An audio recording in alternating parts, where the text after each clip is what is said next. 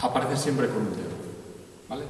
Si vemos el San Juan Bautista de Leonardo o de prácticamente todos los grandes autores presuntamente herméticos, pues no ponen el dedo así, sino que lo ponen así. O sea, no es que ni siquiera lo disimulen, te lo ponen exactamente así. Es decir, yo soy descendiente directo de sangre de esos creadores, digamos de Enki, ¿vale?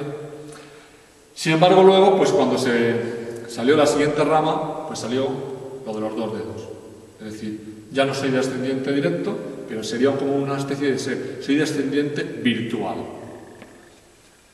¿Qué más? Otra cosa que nos llama la atención aquí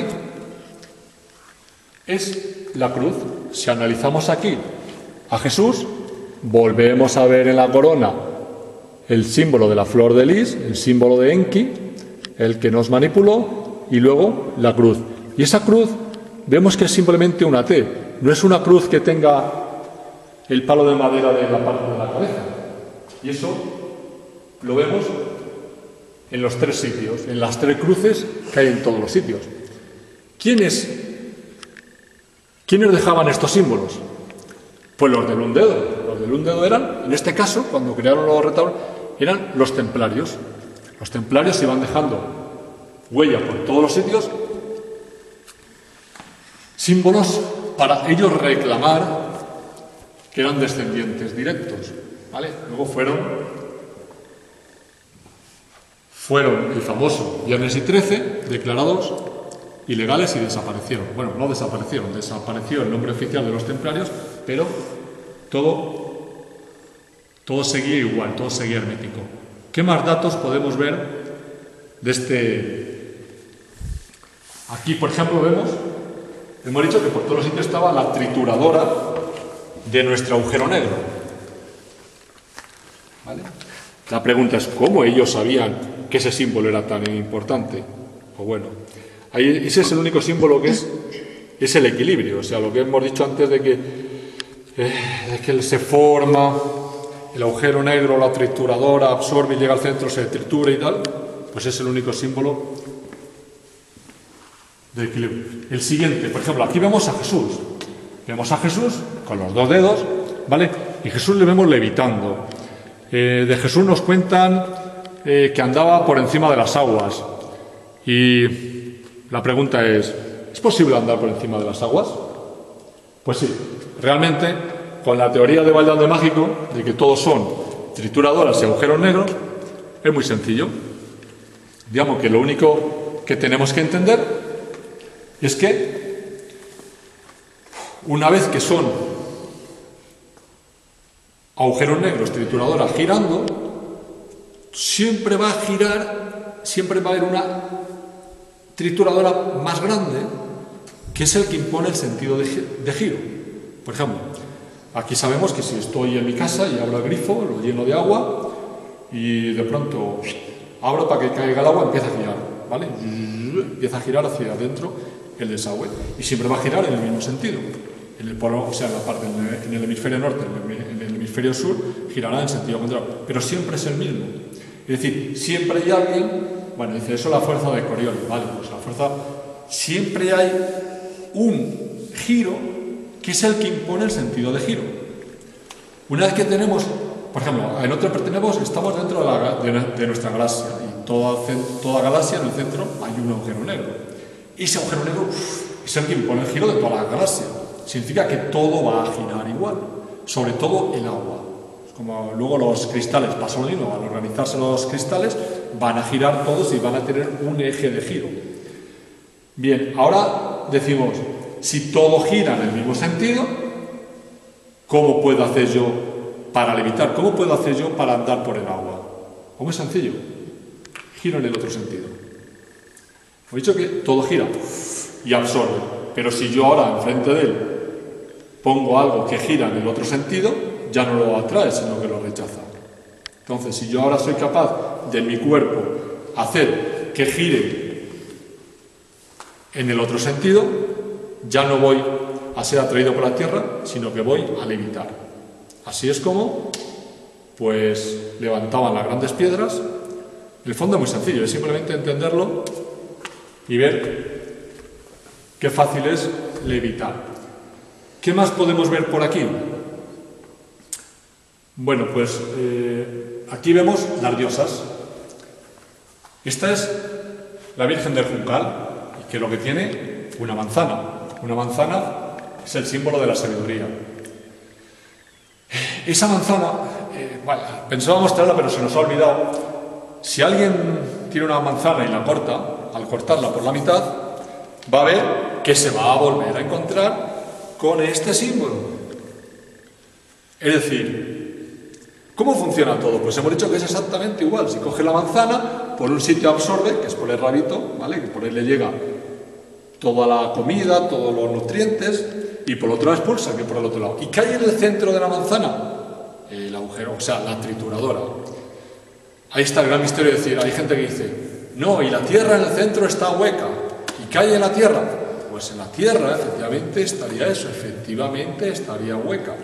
Al igual que la manzana y toda fruta y todo en el centro está hueco. ¿Vale? Es la manzana de la sabiduría. Y aquí hay algo mágico, lo de las vírgenes. Estas vírgenes eran negras.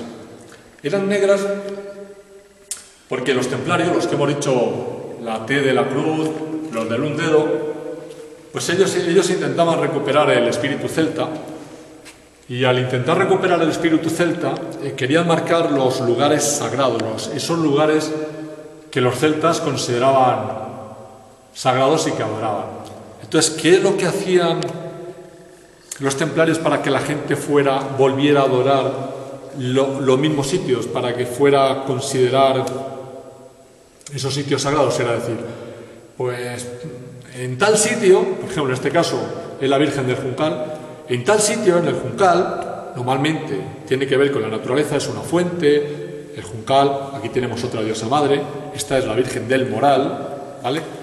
Moral, Juncal, dice, en el Juncal ha aparecido una virgen y dice que hay que hacer ahí una ermita y no se puede trasladar. Entonces el pastor lo ha querido trasladar al pueblo, pero se niega y ha hecho un milagro. Al final hay que crear la ermita allí, ¿vale? Esa historia que a todos nos suena y hemos oído repetidamente no es de un pueblo en particular, eso se oía en toda Europa y absolutamente en todos los pueblos y era siempre la misma historia. ¿Para qué lo utilizaban? Pues eso era para decir, ese lugar es sagrado. Entonces aquí lo que nos importa de la Virgen del Juncal es decir, el lugar del Juncal, donde estaba la Virgen, ese lugar era sagrado. ¿Qué más nos decían ellos para atraerlo? El otro método que utilizaban era decir, y además de eso, pues hay un pozo y en ese pozo hay enterrado un becerro de oro. Por ejemplo, en este caso, efectivamente, a toda la gente de este lugar, pues habrá oído repetidamente que cuando llega le dice, no, y a mí me han dicho que aquí hay enterrado un becerro de oro. ¿Realmente había enterrado algún becerro? Pues no había ningún becerro, pero era una forma para decir a la gente, que este lugar es mágico, que este lugar es sagrado, ¿vale? ¿Y cómo marcaban las vírgenes? Las solían poner negras. Ahí volvemos a decir, bueno, ¿qué es la Virgen del Juncal? ¿Qué es la Virgen del Moral?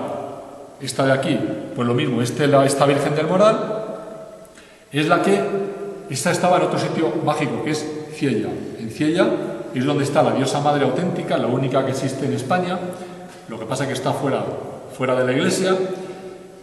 Y cuando pusieron la Virgen, la pusieron para decir, este lugar, aquí lo adoraban hace 2000 años las mujeres, aquí lo han adorado siempre, ¿vale?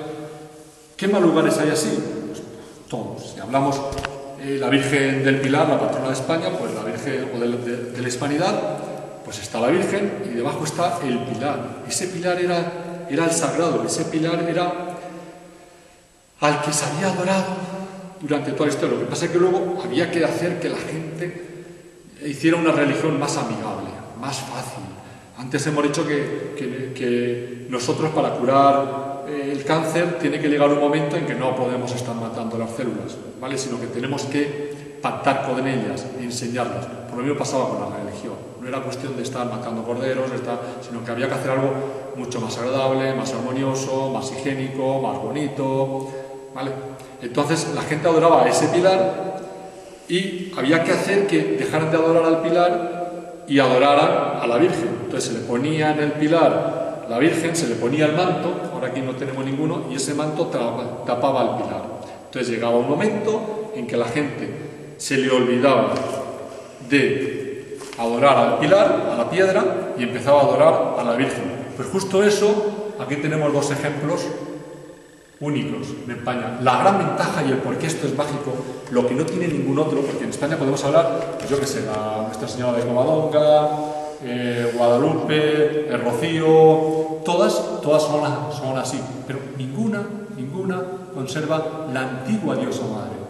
Solo aquí, en este sitio, en Valllande. Valllande es la única, en el único sitio donde somos capaces de conservar las vírgenes negras, pero conservamos también la auténtica diosa madre, la anterior. ¿Qué más podemos ver? Pues arriba, en este retablo, hay una cosa que también nos llama mucho la atención. Bueno, a San Pedro le vemos también con los dos dedos. Hay otro San Pedro dentro, pero no lo puedo ver ahora, que tiene los guantes negros, ¿vale? Los guantes negros era otro símbolo templario, pero aquí, en segunda tabla de arriba, vemos a un ángel con alas derrotando a un demonio. Ese ángel con alas, ese ser, hemos dicho antes, que a nosotros nos manipularon genéticamente, esos Anunnakis, eso que vemos en las tablas sumerias, ese Enki que tenían alas, ¿vale? Y que luego la Iglesia Católica les ha llamado ángeles, y que en todas las ciudades pues aparece una bola y encima de esa siempre hay alguien con alas. Pues ahí lo que hace es decir, ese ser con alas derrotó a un señor con cola. Es decir, antes de todo esto hubo una especie de guerra, hubo un control de a ver quién se quedaba con el control de la Tierra. Y lucharon los que tenían alas con los que tenían cola. Recordemos que, según nos dicen los ordogones, los planetas habitables que había por aquella época más cercanos a la Tierra, en una hay seres con alas, en otra hay seres con cola y en otra hay seres con cuernos, ¿vale? Hablamos de Orión, hablamos de Sirio. Pues hubo una gran lucha de a ver quién se hacía con el control. Es como si dijéramos, esos seres con alas estaban en Mesopotamia, estaban en el Edén, estaban en Eridu, allí tenían su laboratorio genético, allí construyeron sus pirámides, allí construyeron sus centros de monitorización de la Tierra, y los otros seres estaban por América. Son las pirámides maya, son pues esa cola. Y en esa guerra, al final, ganaron los que tenían alas. Y en todas, absolutamente en todas las iglesias, siempre se verá que él le derrota a los otros. ¿Qué hicieron con las pirámides? ¿Qué hicieron con otro? Pues sencillamente lo taparon y desaparecieron. Ahora mismo ya se está descubriendo y ya vemos por la importancia de las pirámides de Egipto y la importancia de las pirámides de los mayas. La teoría de Valllande mágico dice que esas pirámides en el fondo eran artefactos de monitorización de la Tierra. Es decir, ellos venían aquí, hacían con el control, pero aquí venía con una expedición. Realmente se controlaba y se dirigían desde su planeta correspondiente.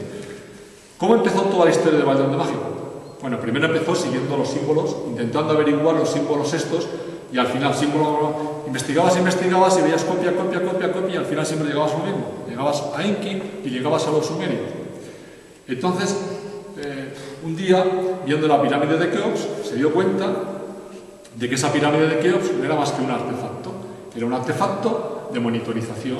¿Y qué monitorizaba? Pues monitorizaba el estado de salud de este planeta que se llama Tierra. ¿Cómo? Pues teníamos en la cámara de la reina, ahí dentro del sarcófago, metían un pequeño artefacto que era tipo a la orgonita. Orgonita es que caza energía del exterior, caza energía del vacío. Digamos que el vacío, lo que hay aquí, aunque no te llamamos vacío, esto está lleno, ¿vale? Esto es energía, todo lo que son fotones, todo, que lo manda hacia algún lado, está aquí. La diferencia es que la materia, esa energía, va en forma de 8, esa trituradora, con lo cual podemos, si están a nuestra escala, verla. Sin embargo, el otro, pues se mueve. Entonces, la orgonita es capaz de cazar esa energía. Ese es el siguiente paso que tiene que dar la humanidad para conseguir energía.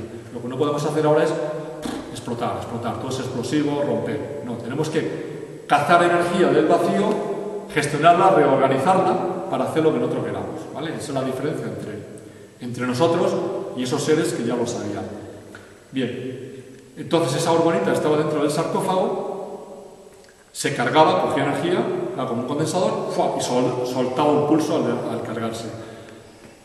Al soltar el pulso recorría las guías de onda, las canalizaciones, digamos que cada vez que las pirámides, no, y estaba vacío, estaba vacío, no, que no es que estuviera vacío, es que eran canalizaciones, es que eran guías de onda, ¿vale? Entonces si eran guías de onda tenían que estar vacías.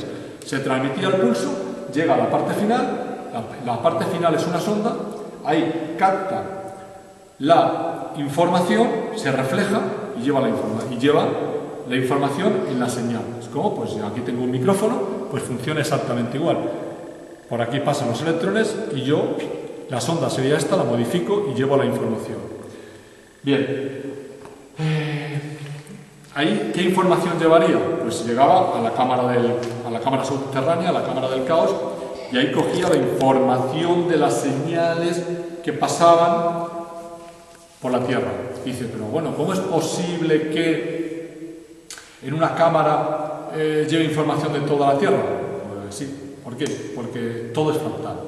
Antes hemos dicho que yo soy un universo y que si yo quiero saber cómo el ADN de mi dedo, pues basta con coger un pelo. Y cogiendo un pelo de aquí, pues es el mismo ADN que la célula de mi piel. Dice, ¿cómo? Pues porque es fractal, ¿vale? Pues lo mismo pasa con la Tierra, funciona exactamente igual. Entonces yo, analizando simplemente en la cámara del caos de la pirámide de Keops, puedo obtener información de todo el planeta Tierra. Otra cosa única de Bailando Mágico es decir, ¿y cómo identificaba yo ese planeta Tierra? Porque esto no solo lo hacíamos en este planeta, sino con mucho más. Pues lo identificaban porque en Nazca, pues allí hacían como el código QR que nosotros llamamos, es un código, como el código de barras, que te identifica de qué planeta hablamos y qué información tenía.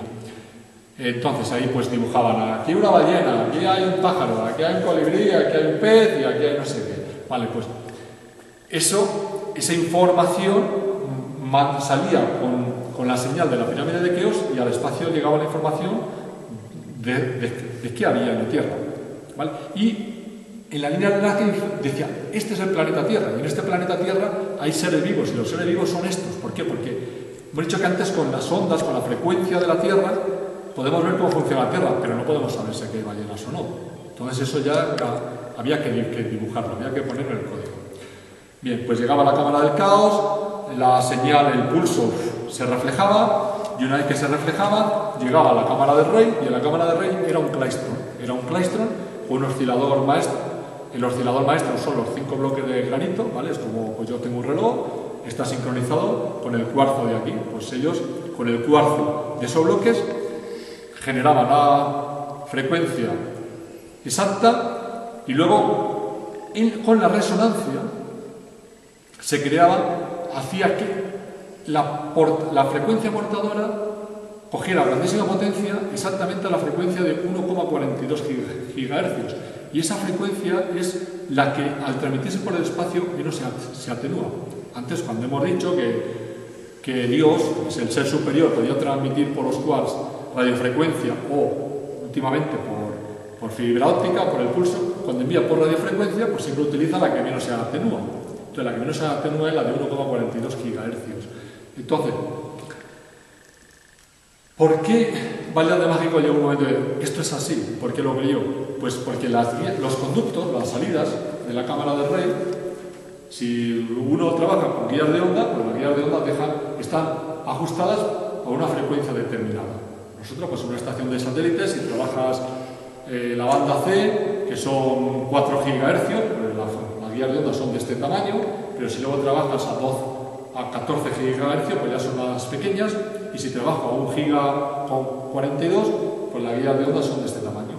Justo este es el tamaño, exactamente son las medidas de las guías de onda de la pirámide de Keops. ¿Vale? Entonces, hemos dicho que tenemos un artefacto, tenemos un pulso generador, llega a la sonda, recoge la información, vuelve, se amplifica en la cámara, en el claistron, se modula a la frecuencia de 1,42 que está amplificada y sale al espacio. ¿vale? Y lleva la información, digamos como si fuera del ADN o del estado de salud, o como lo quieras llamar, del planeta Tierra, y lleva un código que dice, esta información es del planeta Tierra, ¿vale? Bien. ¿Qué más podemos hablar? Pues aquí tenemos una pila bautismal. Esta pila bautismal, hemos dicho, la importancia del agua. El agua es el que transmite también información, muchísima información. Los homeópatas es muy difícil de explicar, porque ellos dicen, bueno, la homeopatía, es decir, me tomo la sustancia esta y me pongo rojo, me pongo colorado. Entonces dicen, ¿qué es lo que hago si yo estoy colorado? Pues hago el efecto contrario. El efecto contrario es, si tú te tomas esa sustancia, si tú estás colorado y te tomas esa sustancia, pero invertida, dejaría de estar colorado.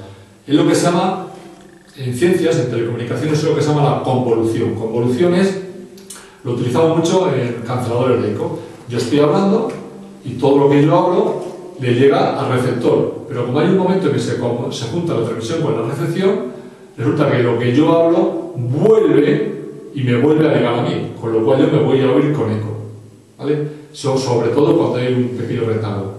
¿Qué es lo que hago? Lo que yo hablo, y cuando llega aquí, cojo la señal mía y la invierto. ¡Plac!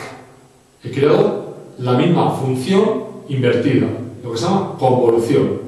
Creo la señal invertida y ahora esa señal invertida se la añado a lo que habla el otro.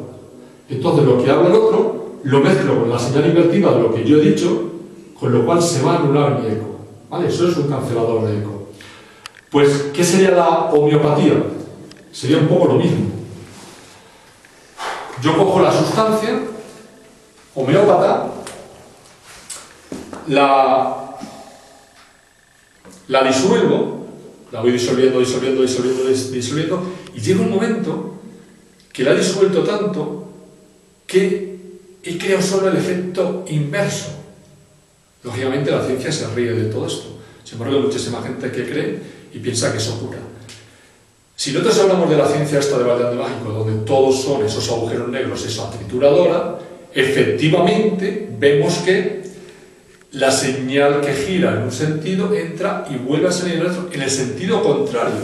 Antes hemos dicho cómo levitar. Levitar era simplemente girar el sentido contrario. Entonces ahora estamos hablando de la homeopatía. Estamos hablando de que el agua, la molécula de agua, el hidrógeno, es un agujero negro. Es decir, absorbe la información, pero no solo la absorbe, sino que como es un agujero negro, la vuelve a expulsar, pero la vuelve a expulsar invertida. Es decir, volviendo al procedimiento inicial, es que si yo cojo una sustancia y me pongo rojo, ahora lo hago al revés. Si yo estoy rojo y esa sustancia que yo me lo ha provocado, creo el efecto contrario, me lo tomo y dejaría de estar rojo. Es un poco difícil de entender, pero según la teoría de Valdeán de Mágico, sería uno de los milagros del agua. Ese agua que además de eso transmite información. ¿Vale? En esta pila nos enseñan un manuscrito. Volviendo al principio, cuando hemos hablado, hemos dicho que el famoso manuscrito de Avicena. Ese manuscrito es donde estaba recopilada absolutamente toda la información. Pues esa información nos la presentan aquí. ¿Vale? Ese sería el manuscrito único donde nos explicaría esta cosa que nosotros estamos hablando. Es una forma radicalmente diferente de ver las cosas, pero mucho más sencillo. ¿Vale? Cuando se lo aplicas a los niños, entienden esto de una forma mucho más sencilla. Es muy fácil entender que la fuerza de gravedad pues es una absorción, ¿vale? Porque le dicen, mira, esto es la galaxia, y esto es nuestra galaxia, gira así y luego lo absorbe. Qué bien, es verdad. Sin embargo, a ver ahora cómo le explicas a alguien de que dice, bueno, son dos masas y las dos masas se absorben. Y dice, bueno, ¿y por qué? Y dice, no, pero tú te lo crees. Dice, bueno, no te lo crees. O sea, digamos que la masa es una medida, ¿no? Pero la materia es el efecto ese. Bien, pues este sería el libro del manuscrito de Avicena, del cual pues queremos dar las gracias al autor por hacer que este pueblo salga en un libro tan famoso. ¿Qué más cosas podemos? Pues ya, para acabar, simplemente me gustaría venir aquí a un veloz. Algo que, bueno, pues probablemente pasa desapercibido a todo el mundo, pero que luego uno cuando se empieza a fijar se da cuenta que está en todos los sitios. Lo que pasa es que no lo entiende muy bien. Hemos dicho lo del dedo que está por todos los sitios, lo de los dos dedos, lo de Jesús andando por las aguas. Bueno, si vemos aquí, aparece lo de alfa y omega. Alfa y omega. Hemos dicho el Dios creador. Hemos dicho, ¿quién nos ha creado? ¿Qué somos? Ya hemos estado explicando ese ser superior. Y ahora nos dice, yo soy alfa y omega. Yo soy el principio y yo soy el final. Bien, pues en la teoría del vallenato mágico, efectivamente, yo soy el principio y yo soy el final. Es decir, esa trituradora lo que hace es absorbe, ¿vale? Ese es el principio. El principio es que la energía la organizo en forma de 8, ¿vale? Creo algo estable que en ese nivel de escala de ese 8 va a parecer que no se mueve. Luego soy el principio, así es como se empiezan a crear las cosas, así es como se empieza a crear la materia. Luego eso, como hay muchas más, se van haciendo, al absorber se va haciendo más grande, se van haciendo, se va creando otras, se van creando otras, se van creando muchas batidoras, se van creando muchos agujeros negros de más tamaño, de más grandes, se van realimentando, van influenciando uno sobre otro y así va creciendo, y llega un momento, como dice la teoría del caos, que todo influye sobre todo, pero llega un momento en que es enorme. Entonces, cuando sea el mismo efecto y todo, enorme, llega un momento que es tan enorme, pero que es inteligente. Es el cerebro, es mente, ¿vale? Esa mente es la que es tan grande y tan inteligente que es capaz de crear, ¿vale? De crear con el principio. Por eso te dice, yo soy el principio y yo soy el final. Realmente todo es dinámico, todo se crea y se destruye.